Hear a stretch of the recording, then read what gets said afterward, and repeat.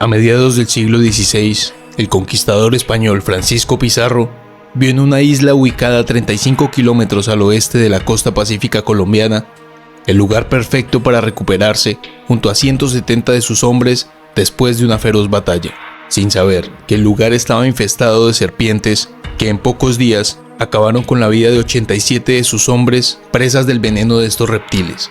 Este trágico suceso hizo que el comandante rebautizara a la isla, antes conocida como San Felipe, como la isla Gorgona, haciendo referencia a las hermanas gorgonas de la mitología griega, en la que se cuenta que Atenea castigó a una de las hermanas llamada Medusa, poniéndole serpientes en lugar de cabello.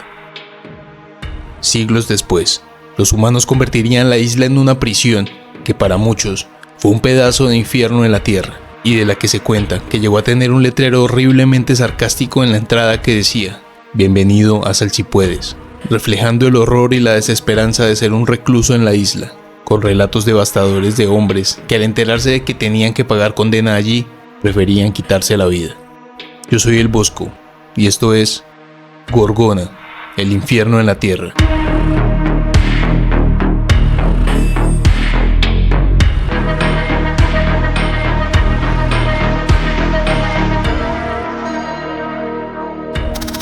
Tras los disturbios del Bogotazo en el año 1948, la violencia bipartidista aumentó y las cárceles empezaron a ser insuficientes. Durante siglos, la isla fue propiedad privada, perteneciendo a familias como los Payán y los de Cros, hasta que en 1960 el gobierno nacional la apropió bajo el presidente Alberto Lleras Camargo, con el argumento de que las islas de la nación no pueden pertenecer a particulares. Lleras Camargo nacionalizó Gorgona y ordenó construir allí una cárcel de máxima seguridad. La penitenciaría se inauguró el 8 de octubre de 1960 y desde ese momento empezó a albergar a los convictos más peligrosos del país y también a presos políticos de la época de la violencia. Remota e impenetrable, con el mar y la jungla sirviendo de guardián, el horror de la prisión en la isla Gorgona se planeó desde el comienzo, construida siguiendo modelos de campos de concentración nazis, con varios patios, dormitorios y celdas de castigo interconectadas. La prensa colombiana la llegó a considerar como el Alcatraz colombiano. La vida en Gorgona. Las condiciones de los reclusos eran brutales desde que pisaban la isla. Al desembarcar en la cancha de ingreso, se les informaba que la vida como la conocían había terminado. Su nombre dejaría de ser usado y ahora solo serían un número. Despojados de todo, ingresaban a las instalaciones donde no había colchones ni cobijas. Tenían que dormir sobre tablas, expuestos a una extrema humedad y al frío de la noche, rogándole a la vida que el guardia de turno se sintiera de buen genio para que les concediera permiso para ir al baño. El tiempo de condena pasaba a un segundo plano. Desde ese momento, lo único que importaba era tratar de sobrevivir a las terribles condiciones humanas y a la hostilidad natural de la isla. El trabajo forzado era necesario para subsistir. Tala de árboles, plantación de cultivos y trabajo con cerdos. Los más rudos cortaban madera en la selva durante jornadas de 10 a 12 horas bajo la lluvia, devolviendo los troncos para alimentar hornos industriales con sus propias manos. El día de Nuestra Señora de las Mercedes era el único día con que los presos podían recibir visita conyugal. Un preso, al enterarse de que la mujer que iba a visitarlo canceló su visita, decidió terminar con su vida. Y junto a su cuerpo se encontró este escrito: "Maldito este lugar, maldito sea. Aquí solo se respira la tristeza.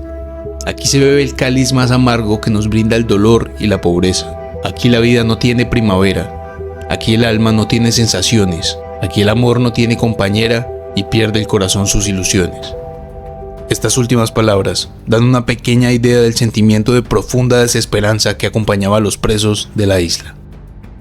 Gorgona también estaba infestada de arañas y serpientes venenosas, que en ocasiones se colaban a la prisión y mordían a los presos mientras dormían. La mayoría de veces, cuando esto sucedía, el preso sabía que no quedaba otra cosa que ver cómo lentamente su vida se extinguía, al haber casi nula atención médica. Las visitas médicas eran poco frecuentes, y el hospital más cercano estaba a día y medio en lancha, así que los presos tenían que lidiar con fracturas, desnutrición extrema, infecciones y terribles hongos que desesperaban a algunos al punto de tratar de calmarlos con ácido de batería y agua. Sin medicinas ni condiciones básicas de higiene, la muerte rondaba a los presos constantemente. haciendo los segundos eternos en un lugar que, lejos de ser justo, albergaba a quienes no tenían dinero para sobornar a las autoridades y así evitar pagar la condena en este infierno. En Gorgona, las personas que sufrían de depresión, esquizofrenia y otros trastornos mentales no solo tenían que lidiar con la ira de los guardias, sino también con la de los mismos presos, acabando con la poca cordura que les quedaba. Ya fuese por enfermedad, heridas, desnutrición o por decidir quitarse la vida, los que no lograban pagar toda su condena terminaban en el chamizo, el cementerio de la cárcel, donde eran enterrados sin cruz ni nombre. Los castigos. Cualquier intento de indisciplina era castigado duramente, por hablar con otros presos, por mover ruidosamente algo o por simplemente distraerse. Se imponían duros azotes o celdas de aislamiento. Por ejemplo, escaparse al baño sin autorización casi siempre significaba exponerse a 3 o más horas de formación al sol, bajo la supervisión de los guardias, sin moverse ni emitir ningún sonido. Los guardias de la isla también pagaban un castigo. En su mayoría, estaban en ese lugar para cumplir sanciones disciplinarias, dejando a los presos a merced de personal lleno de ira y resentimiento, dando lugar a horriblemente creativas formas de castigo. Una de ellas era el calabozo, una pequeña celda donde metían al interno y cada 2 horas los guardias le arrojaban agua fría con un balde con la misión de no dejarlo dormir. Esto podía durar días. Otra era la vuelta al mundo, donde obligaban al preso a recorrer largas distancias flexionando las rodillas y luego lo hacían girar en un solo pie hasta que se desmayara. Uno de los peores castigos era el botellón. Consistía en introducir al recluso en un agujero en el piso de más de 2 metros de profundidad y de tan solo 70 centímetros de diámetro. Lo llenaban de agua hasta la mitad para que el hombre no se pudiera sentar y permaneciera de pie todo el tiempo. En la parte superior se colocaba una placa de concreto para que todo el tiempo estuviera a oscuras. Su alimento era arrojado desde arriba y en su mayoría caía al agua, donde también el recluso hacía sus necesidades, y le causara hongos y lesiones en la piel que terminaba destruida por la exposición prolongada al agua. Los restos de comida tapaban en ocasiones los sifones laterales del agujero, lo que ocasionaba que se llenara de agua cuando llovía, acabando con la vida del preso que no sabía nadar. La completa oscuridad, el aislamiento y el frío de las noches hacían que pocos pudieran salir con algo de cordura del botellón.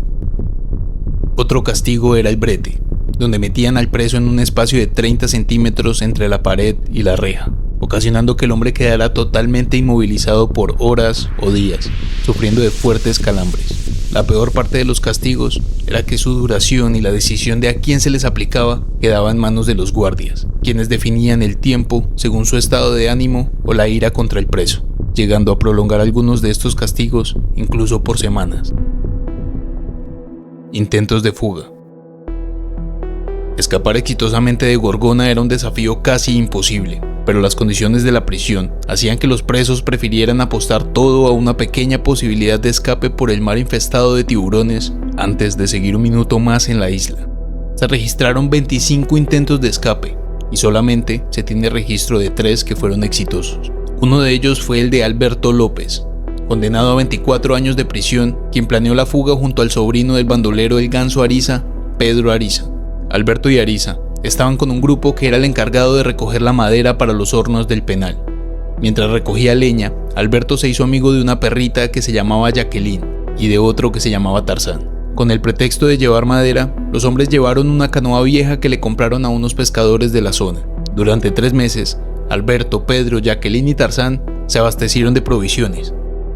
Y un día, aprovechando un descuido, los 2 hombres se escaparon junto a Jacqueline, pero Tarzán se asustó y no los quiso acompañar, perdiendo toda posibilidad de conocer otras tierras. Los 2 presos y Jacqueline se montaron en la pequeña embarcación y se adentraron al mar. Horas después, una gigante ola volteó la canoa, pero lograron agruparse y volverse a montar.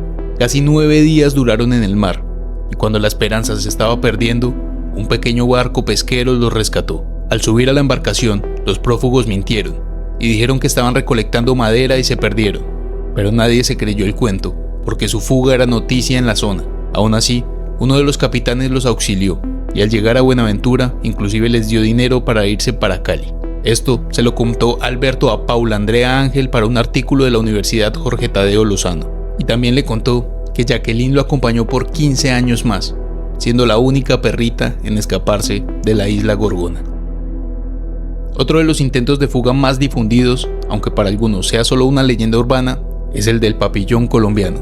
Eduardo Muñetón Tamayo, un reo acusado de guerrillero, logró huir de la isla en 1969 y permaneció prófugo durante 2 años y medio. Con un nombre falso, viajó por Colombia hasta que fue identificado y recapturado, para volver luego a Gorgona con la misma condena.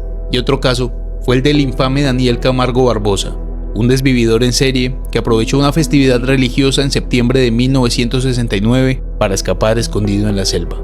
Construyó una balsa improvisada de troncos atados con lianas y llegó nadando a la costa continental. Sin embargo, la libertad le duró 3 años, pues fue recapturado en 1972 y condenado a estar en la isla hasta su cierre. El final de Gorgona. Cecilia Castillo de Robledo era una humanitaria que, con la excusa de ayudar a los presos a mejorar las artesanías que vendían en su estadía, recopiló información sobre los tratos inhumanos que se cometían en la isla. En su libro Gorgona, Isla Prisión, de donde encontré varios datos para la creación de este video, documentó muchos de estos hechos. La información recopilada por Cecilia, sumada a denuncias públicas en contra de las aberraciones que se cometían en la isla y al impacto ecológico de mantener una prisión en plena selva, hicieron que en 1984 se ordenara clausurar la prisión. Meses después, el gobierno declaró la isla como Parque Nacional Natural, incorporándola a las áreas protegidas del país. 4.000 presos pagaron condena en Gorgona, y los primeros en salir después de su clausura fueron los 80 que tenían mejor comportamiento en la isla. Hoy, la isla es un parque natural protegido, y con el pasar del tiempo, la naturaleza ha cubierto lentamente todo rastro de cualquier sufrimiento vivido en la isla, que todavía albergan el chamizo a los 150 reclusos, quienes no soportaron las extremas condiciones de la isla. Esto es solo lo que se llegó a conocer, pero estoy seguro de que es solo un vistazo de los vejámenes cometidos en un lugar donde se le dio poder total sobre otras vidas a personas atormentadas. Los barrotes dejaron paso a bosques tropicales y los reclusos fueron sustituidos por turistas y científicos que visitan la isla en botes desde Guapi, Cauca. Algunos testimonios de estas personas al visitar la isla han relatado cómo han logrado escuchar entre las ruinas sonidos de grilletes, lamentos y gritos, entre el verde de la naturaleza, de lo que fue por un tiempo para algunos el infierno en la tierra. Espero que les haya gustado el video. Ya saben que si me quieren apoyar pueden suscribirse, comentar, darle like y activar la campanita para que les avise cuando viene el próximo video, que es un video grande. Y este lo hice porque pues no quiero que pase tanto tiempo sin subir video y les quería dar este contenido. Una vez más les recuerdo que yo soy el Bosco y estaré aquí para contarles historias sobre Colombia, Latinoamérica y el mundo. Nos vemos.